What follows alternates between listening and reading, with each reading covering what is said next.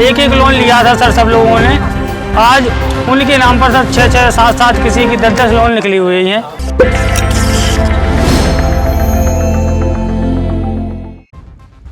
एक गांव में एक शातिर बदमाश था।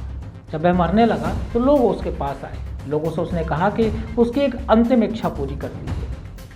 उसने कहा कि उसकी अंतिम इच्छा है कि उसके मरने के बाद उसके मुंह में लाठी घुसेड़ दी जाए। उसका मकसद कुछ और नहीं बल्कि मरते मरते भी गांव के लोगों को परेशान करने था।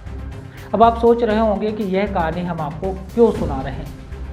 दरअसल एक नटवर लाल दुनिया से जाता है तो अपने पीछे कई लोगों को परेशान कर जाता है, और इसी कहानी की तरह ही एक नटवर लाल जाते जाते झांसी में एक पूरे गांव को परेशानी में डाल गया है। देखिए खास रिपोर्ट। दरअसल यह खबर आपको जागरूक करने के लिए भी ज़रूरी है। तो अगर आप भी किसी समूह से लोन लेने वाले हैं और उसके एवज में अपने दस्तावेज किसी को दे रहे हैं तो ज़रा सावधान रहिए, अन्यथा आपको पता भी नहीं चलेगा कि आपके नाम से भी किसी ने लोन निकाल लिया है। पूरा मामला झांसी के समथर थाना क्षेत्र के बसोबई गांव से सामने आया है, जहां बीते दिनों सूचना मिली थी कि कर्ज के तले दबे एक किसान की मौत हो गई। इसके बाद पूरा का पूरा गांव अब परेशान है, और परेशान ग्रामीणों ने सैकड़ों लोगों के साथ मोट तहसील पहुंचकर उप जिलाधिकारी को ज्ञापन सौंपा है।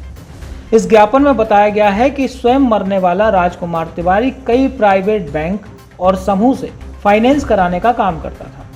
अपने आप को एजेंट बताते हुए गांव के अधिकतर लोगों के नाम से बैंकों से उसने फाइनेंस करवा कर उनके दस्तावेज अपने पास रख लिए थे। ग्रामीणों को कहना है कि उसकी मौत के बाद अब अचानक कई बैंकों के कर्मचारी उनके घर पर उन लोनों की वसूली के लिए पहुंच रहे हैं जो उन्होंने कभी लिए ही नहीं, जबकि बताया जा रहा है कि अलग अलग बैंकों से उन्होंने लोन लिया है। इस घटना के बाद से ग्रामीणों के होश उड़े हैं। एक के बाद एक पता चला कि 1, 2 या 10 लोग इस ठगी का शिकार नहीं हुए, बल्कि गांव के करीब 460 लोगों को इस तरह से लोन के चक्रव्यूह में फंसाया गया है।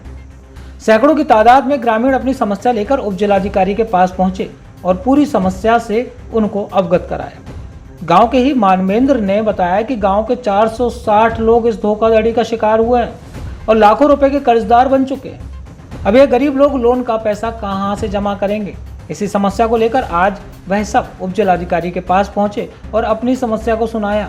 फिलहाल अधिकारियों ने जल्द से जल्द मामले के समाधान का आश्वासन दिया है। समूह के लोन का मामला लेकर आए हैं हम यहाँ पर। हम लोगों में सर पूरे गांव के लोग हैं, करीब 460 लोग हैं सर। इस मामले में एक एक लोन लिया था सर सब लोगों ने। आज उनके नाम पर सर 6-6, 7-7 किसी की 10-10 लोन निकली हुई हैं। हाँ, ये सर हमारे एक यहाँ के एजेंट थे राजकुमार तिवारी जी बसोबई के। उन्होंने 2 तारीख को अभी आत्महत्या कर ली है फांसी लगाकर। उनके पहले उसी से सारा लोन का जो भी लेना देना था, जिसकी जितनी लोनें निकली हुई हैं वही जमा करते थे, उन्हीं का लेन देन था सारा।